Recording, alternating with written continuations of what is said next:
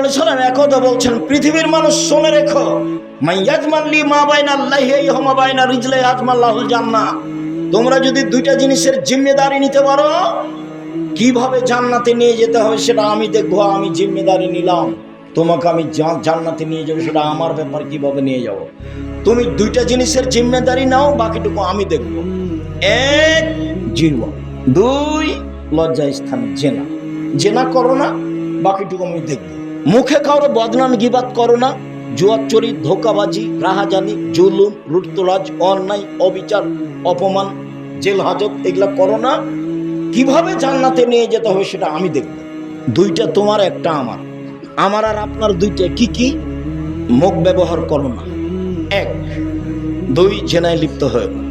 দুইটা তোমার, একটা আমার। মুহাম্মদ সাল্লাল্লাহু আলাইহি সাল্লাম বলছে, সেটা কি? জান্নাতে নিয়ে যাবে। বোঝা যায় না কথা? তারপরে মুখ আছে, মুখ। সঙ্গী সাথে তোমাদের কি হবে, যুগের কি হবে, আপনি বলেন কি করতে হবে? তো আলজাম লেসানাক, মুখখান বন্ধ রেখো, জান্নাত পেয়ে যাবে। তখন সাহাবীগণ বলছেন যে আচ্ছা, বাড়িতে থাকবো, মুখ বন্ধ রাখবো, বাড়িতে বসে আছি তবুও যদি দলীয় লোক এসে মারে তাহলে কি হবে? বলছে বাড়ি ভেঙে দে। তাই বলছে।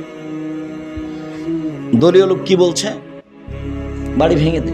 বাড়িতে কেউ নাই রে, তো আগুন জ্বালিয়ে দে। সবাই নাকি মানুষ?